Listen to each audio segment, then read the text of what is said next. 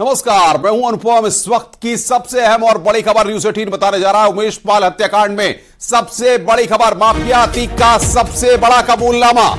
Prayagraj police की chargesheet में सबसे बड़ा खुलासा हुआ है। न्यूज 18 पर प्रयागराज पुलिस की चार्जशीट की एक्सक्लूसिव कॉपी हमारे पास मौजूद है। राजू पाल ने अशरफ के खिलाफ चुनाव लड़ा, इसलिए हत्या की। अतीक ने इस बात को कहा, अशरफ की हार बर्दाश्त नहीं, इसलिए राजू पाल की हत्या की। मेरे कहने पर बीवी बच्चे शामिल हुए। मैंने और अशरफ ने जेल में रहकर घटना को अंजाम दिया, यह बात अतीक ने कही है। न्यूज 18 सबसे पहले इस बड़ी खबर को बता रहा है। एक्सक्लूसिव खबर सबसे पहले हम दर्शकों तक पहुंचा रहे हैं। मेरे पास हथियारों की कमी नहीं, मेरे संबंध आईएसआई से रहे हैं। असद गोली नहीं चलाएगा, यह तय था। शूटर्स गोली मारेंगे, यह तय था। शूटर्स नाकाम हुए, तब असद गोली चलाएगा। अतीक ने ये यहां पर बात कही। राजू पाल ने अशरफ को हराया, इसलिए हत्या उमेश पाल ने। गवाही दी, इसलिए हत्या अतीक की। पुलिस से जो पूछताछ में इस बातों का खुलासा हुआ, एक्सक्लूसिव खबर यहां पर हम आपको बता रहे हैं। इस वक्त की सबसे अहम और बड़ी खबर, माफिया अतीक का सबसे बड़ा कबूलनामा।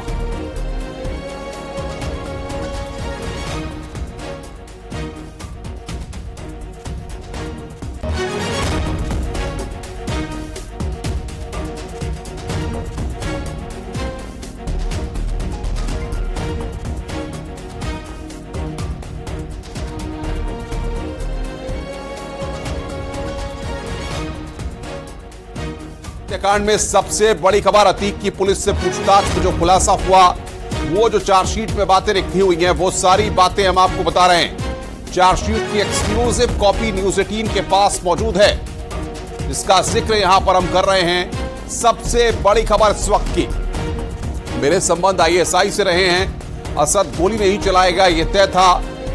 शूटर्स गोली मारेंगे, यह तय था। राजू पाल ने अशरफ को हराया, इसलिए मारा। ये तमाम बातें यहां पर चार्जशीट में निकलकर सामने आई हैं, जिसको लगातार हम दर्शकों को बता रहे हैं। राजू पाल ने अशरफ को हराया, इसलिए मारा।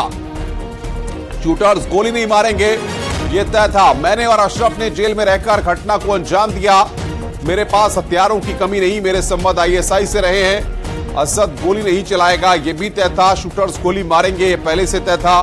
शूटर्स नाकाम हुए, तब असद गोली चलाएगा। तो अतीक और अशरफ की हत्या के बाद यहां पर इस वक्त की सबसे अहम और बड़ी खबर हम आपको बता रहे हैं। और सीधे हम रुख करते हैं, ऋषभ मणि हमारे संवाददाता जुड़ रहे हैं, और साथ ही साथ न्यूज रूम से मेरी सहयोगी मेनका भी हमारे साथ जुड़ रही हैं। लेकिन सबसे पहले ऋषभ मणि के पास रुख करेंगे। ऋषभ, जाहिर तौर पर इस चार्जशीट से न्यूज 18 की उन तमाम खबरों को पुष्टि होती है जिनको हम लगातार दिखा रहे थे, बता रहे थे, और किस तरीके से राजू पाल और उसके बाद अतीक और अशरफ जेल से सारे नेटवर्क को संचालित कर रहे थे। इन सारी बातों की चार्जशीट में पुष्टि हुई है।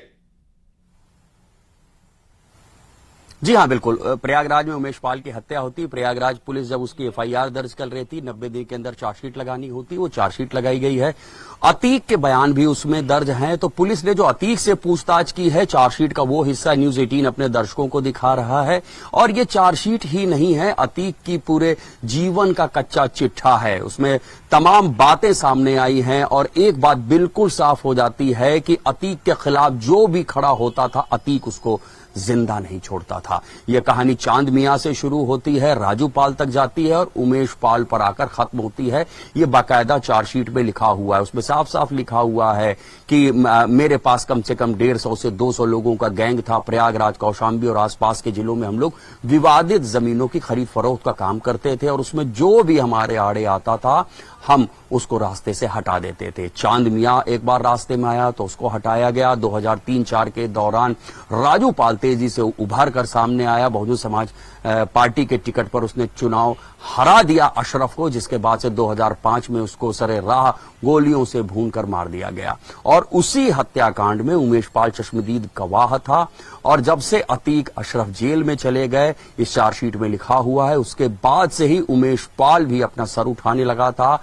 तमाम जगह इनके घर परिवार से लेकर लोग इनके गैंग के खिलाफ, लेकिन जाहिर तौर पर लेकिन इतना साफ है कि जिस तरीके से चार्जशीट में सिलसिलेवार सारी चीजों का जिक्र किया गया है, यह अपने आप में बहुत बड़ा खुलासा है कि अतीक और अशरफ किस तरीके से पूरी प्लानिंग कर रहे थे और उमेश पाल की हत्या को लेकर के किस तरीके से असद की भूमिका को तय किया गया था, इन सारी बातों का खुलासा चार्जशीट के जरिए हो रहा है। जी हां, बिल्कुल। देखिए, एक बड़ा हिस्सा जो है, चूंकि ये उमेश पाल मर्डर की ही चार्जशीट है, लिहाजा उसमें उमेश पाल मर्डर को बड़ी तफसील से लिखा गया है, बहुत मजबूती से लिखा गया है कि किस तरह से उमेश पाल से पहले संपर्क भी किया गया।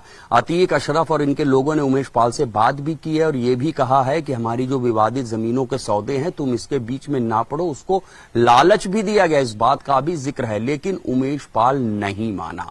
और अब इनको लगा कि प्रयागराज से हमारा वर्चस्व खत्म हो जाएगा और अतीक और उनके गैंग की स्टाइल रही है कि जो भी उनके बीच में आया है उसको रास्ते से हटाया गया है। लिहाजा बाकायदा एक व्हाट्सएप ग्रुप बना है, उस व्हाट्सएप ग्रुप में अशरफ भी जुड़ा है, शाइस्ता भी जुड़ी हैं, उसमें साबिर भी हैं, गुड्डू बम्बाज भी हैं, असद भी हैं, और सारी बातें 3-4 मीटिंग्स में जो व्हाट्सएप के जरिए, व्हाट्सएप में जो ग्रुप कॉल की गई है उसके जरिए तमाम चीजें। बिल्कुल शमा, बने रहिए मेरे साथ। न्यूज रूम से मेरी सहयोगी मेनका भी हमारे साथ जुड़ गई है, उनके पास भी पूरा अपडेट है। मेनका, जाहिर तौर पर इस चार्जशीट की एक्सक्लूसिव कॉपी न्यूज 18 के पास मौजूद है और लगातार हम बड़ा खुलासा कर रहे हैं कि किस तरीके से अतीक ने अपने नेटवर्क को, अपने आतंक को बनाए रखने के लिए पूरी प्लानिंग की और सिलसिलेवार तरीके से प्रयागराज और आसपास की बेल्ट में अपना कब्जा जमाए रखा। बिल्कुल, और अतीक अशरफ हत्याकांड को 5 महीने का वक्त बीत चुका है और उनकी मौत के 5 महीने बाद उमेश पाल मर्डर केस पर चार्जशीट प्रयागराज की पुलिस ने सौंप दी है। चार्जशीट की वो कॉपी न्यूज 18 के पास है, मेरे हाथ में भी इस वक्त चार्जशीट की कॉपी है और इसमें अतीक की ओर से जो बयान दिए गए हैं उन्हीं बयानों का जिक्र है, दर्ज है इस चार्जशीट में। मैं कुछ लाइनें इसमें पढ़ना चाहूंगी जो इसके पेज नंबर 3 पर अगर आप आते हैं, चार्जशीट के तीसरे पेज पर जब आप आते हैं तो बयान का विवरण किस तरह से है। बयान के विवरण में लिखा है, मैं अतीक अहमद वल्द मरहूम हाजी फिरोज चकिया थाना क्षेत्र खुलदाबाद प्रयागराज का रहने वाला हूं। यहां से फिर शुरुआत होती है अतीक के काले कारनामों की, एक एक कर जिसका जिक्र इसमें किया हुआ है।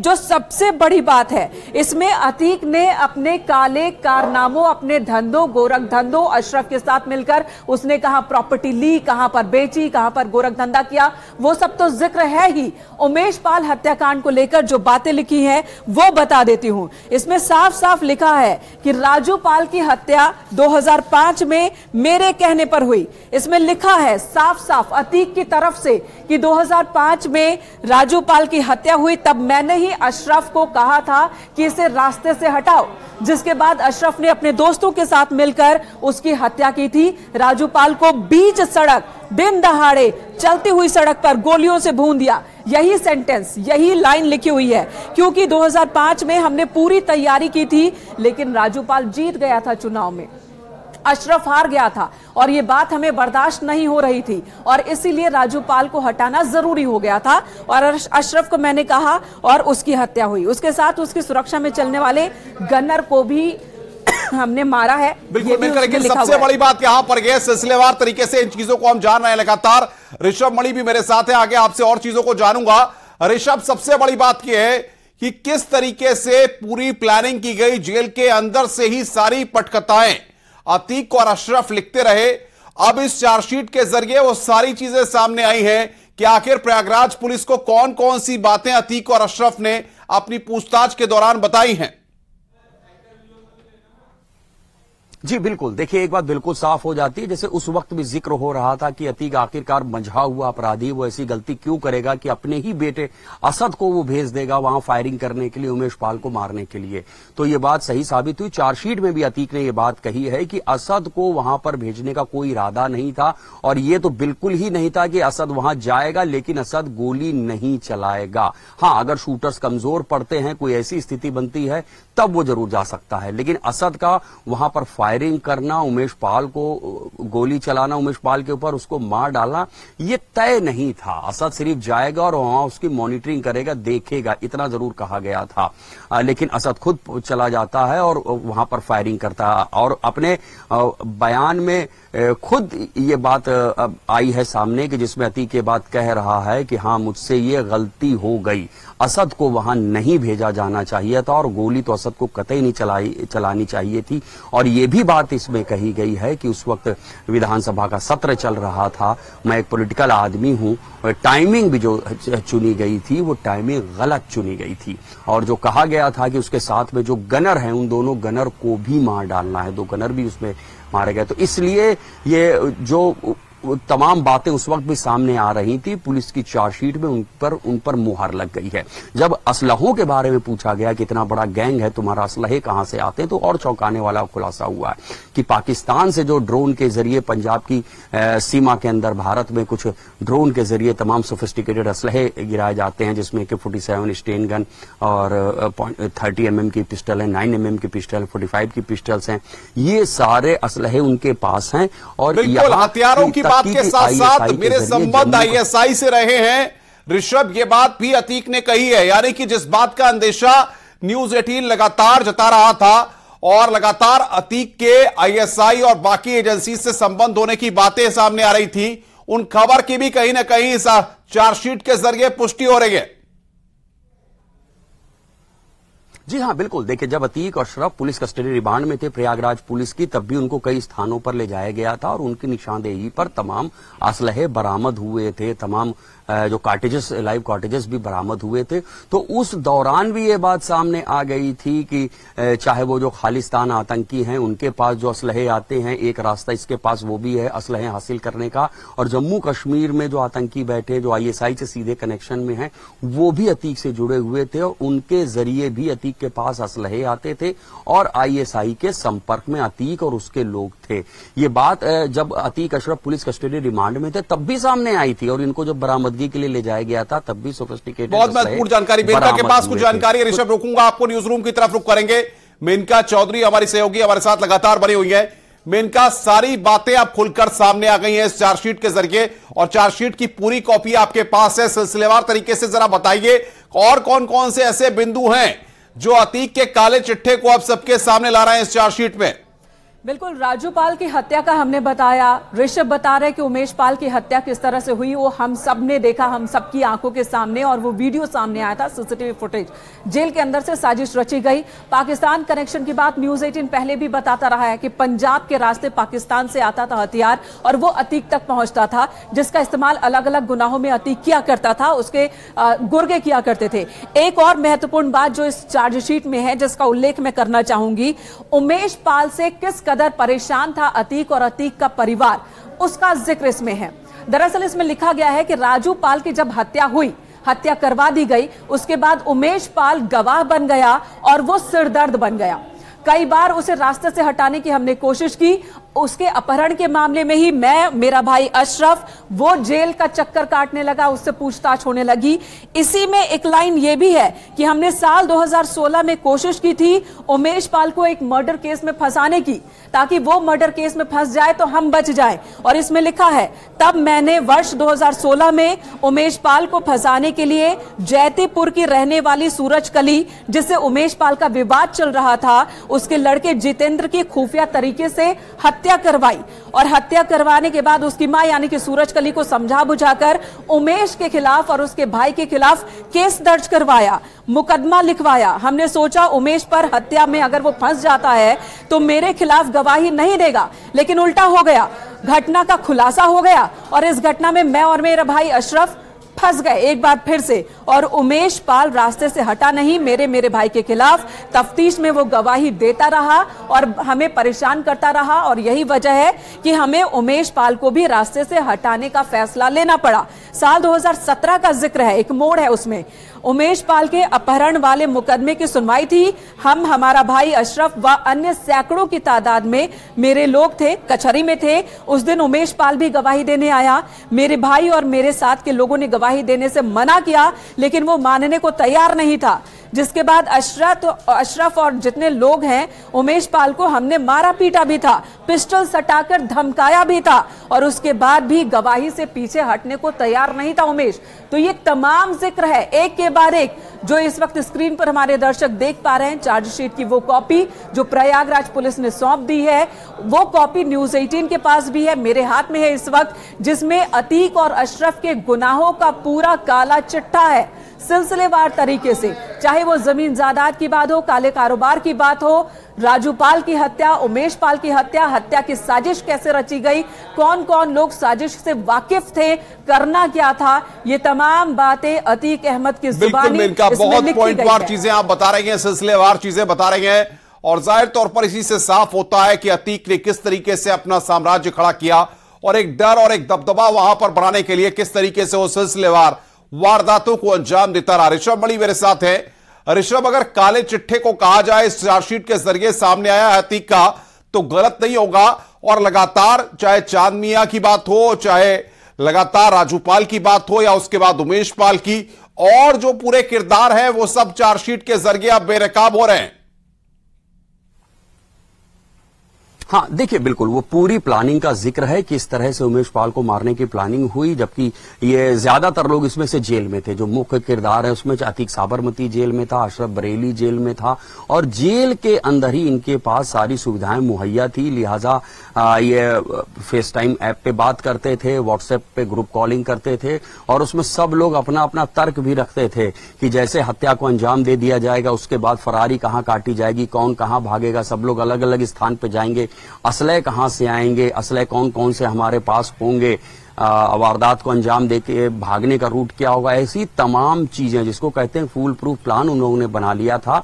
और ये संदेश भी देने की कोशिश की गई थी कि हम दिन दहाड़े मारेंगे उमेश पाल को, उसके घर के पास मारेंगे, उसकी सुरक्षा में जो पुलिसकर्मी लगे हैं उनको भी मारेंगे। इस बात का भी बिल्कुल साफ साफ जिक्र है।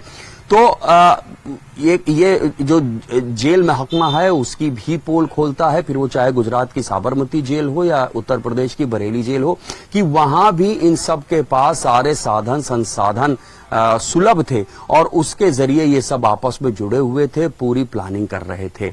और ये सिर्फ चार्जशीट ही नहीं है, ये सिर्फ उमेश पाल हत्याकांड की चार्जशीट नहीं है, ये अतीक की पूरी शख्सियत का खाका। बिल्कुल बिल्कुल, लगातार उस बात को मैं कह भी रहा हूं, जाहिर तौर पर ऋषभ, लेकिन सबसे महत्वपूर्ण बात यह है कि आखिर उमेश पाल को रास्ते से हटाने के लिए एक के बाद एक कई तरह की प्लानिंग हुई है, जिसका जिक्र अभी मेनका भी न्यूज रूम से कर रही थी कि 2016 से लेकर 2023 तक जिस तरीके से हर वक्त के थोड़े थोड़े अंतराल के बाद उमेश पाल को हटाने के लिए कदम उठाए गए, ये बता रहा है कि अतीक और अशरफ के ऊपर किस तरीके से उमेश पाल को खत्म करने की सरक सवार थी। जी हां अनुपम, देखिए, उमेश पाल ही एक ऐसा गवाह बच रहा था जो टूटने को तैयार नहीं था। 2005 में हत्याकांड होता है, 2006 में एक बार इसको अगवा भी किया जाता है, जिसमें इसके वकील शौलत खान का भी नाम आता है, और उस मामले में उनको सजा भी होती है। और फिर 2016-17 के दौरान एक बार फिर कचहरी में इसको धमकाया जाता है, इसको पिस्टल लगा के इसको डराया जाता है।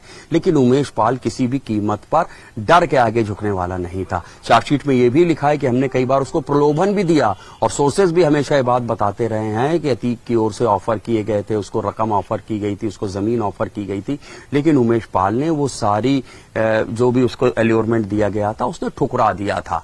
और वो हर विवादित सौदे में जहां जहां अतीक अशरफ का नाम आता उसके गैंग के, तो वो बीच में पड़ता था, वो पुलिस प्रशासन को भी जानकारी देता था। और कई दफा ये भी बात सामने आई है कि वो इनके वर्चस्व के खिलाफ बिल्कुल डटकर खड़ा हुआ था। अतीक के परिवार के खिलाफ भी पब्लिकली उसने बोलना शुरू कर दिया था। तभी ये डिसाइड किया गया था कि हम लोगों को उस मामले में सजा भी हो सकती है।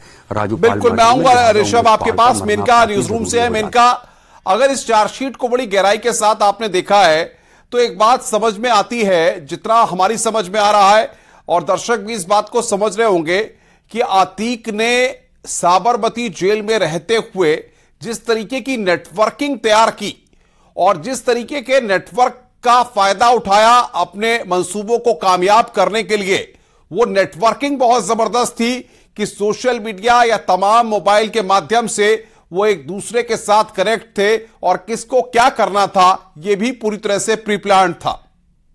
और अनुपम, इस चार्जशीट में अतीक और अशरफ, इस गैंग का भविष्य क्या होगा इसका भी जिक्र है कि उनकी प्लानिंग क्या थी। अतीक अहमद साबरमती जेल में बंद था और उसके 2 बेटे भी दूसरी जेलों में बंद थे, और इस बीच गैंग आगे कैसे बढ़ेगा इस पर भी प्लानिंग हो रही थी। एक तरफ उमेश पाल को हटाना था, दूसरी तरफ कारोबार चलाना था, भविष्य में कौन कारोबार को संभालेगा यह भी फैसला लेना था। और इसका भी जिक्र है इसमें अतीक अहमद के हवाले से लिखा गया है कि जब अतीक जेल में था, अशरफ यानी कि उसका भाई बाहर था, तब अशरफ मेंटोर बन गया था असद का, अतीक के बेटे असद का।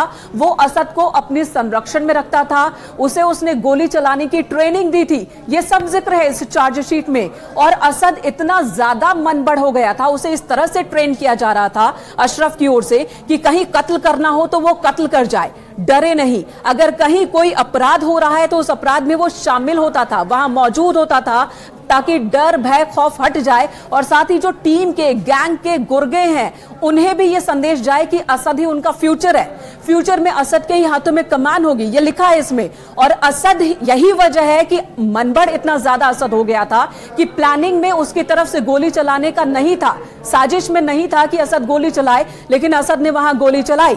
असद जो कि बाद में एनकाउंटर में ढेर हो गया, लेकिन यही असद अतीक और अशरफ की गैंग का फ्यूचर बनने वाला था, जिसकी ट्रेनिंग खुद अशरफ ने उसे अपने पास रख कर दी थी। यह जिक्र अतीक अहमद ने किया है।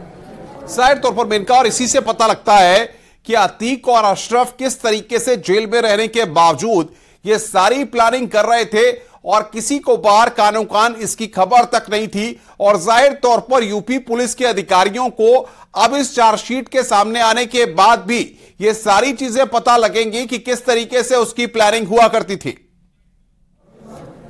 जी बिल्कुल बिल्कुल। और जैसा कि आपने भी बताया और अभी तक की पुलिस की जांच में भी वो बातें सामने आई कि फेस टाइम ऐप का ये इस्तेमाल करते थे, यानी टेक्नोलॉजी से हमेशा जुड़े रहते थे।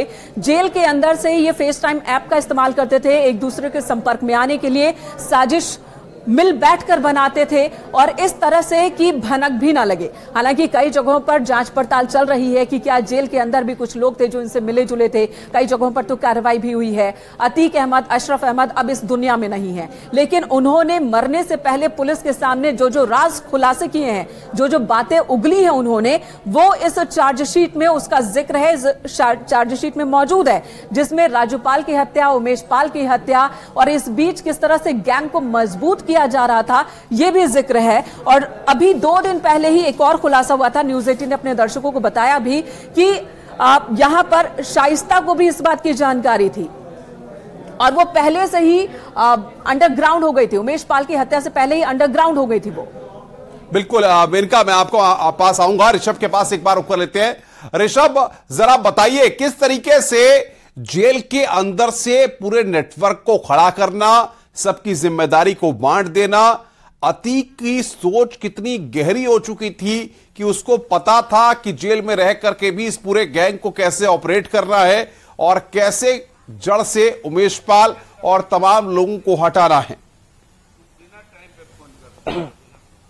जी बिल्कुल, देखिए साबरमती जेल में अतीक अहमद बंद था, अशरफ बरेली जेल में बंद था, अली नैनी जेल में और उमर कानपुर लखनऊ जेल में, माफ कीजिएगा, बंद थे। और इनके पास बाहर जो थे वो शाइस्ता और असद, मतलब इनके परिवार के जो 2 मुख्य किरदार थे और ये सब साजिश में शामिल रहते थे। जितनी भी व्हाट्सएप के जरिए ग्रुप कॉल होती थी या फेस टाइम ऐप पे जो कॉल होती थी, तो ग्रुप कॉल में शाइस्ता भी जुड़ी होती थी, असद भी जुड़ा होता था, अशरफ भी जुड़ा होता था, अतीक भी होता था, गुड्डू मुस्लिम और साबिर भी होते थे। तो उस ग्रुप कॉल में ही सब लोग अपना अपना पक्ष भी रखते थे कि हाँ, अगर हम हमारे पास बिल्कुल सबसे बड़ा खुलासा ऋषभ यहां पर रोक रहा है आपको, सबसे बड़ा खुलासा न्यूज़ 18 यहां पर कर रहा है। चार्जशीट की एक्सक्लूसिव कॉपी न्यूज़ 18 के पास है। हमारी सहयोगी मेनका ने तमाम अपडेट्स दिए, ऋषभ मणि ने यहां पर ग्राउंड जीरो से अपडेट दिए। लगातार इस बड़ी खबर पर हम बने हुए हैं, रुक रहे हैं यहां पर हम एक ब्रेक के लिए।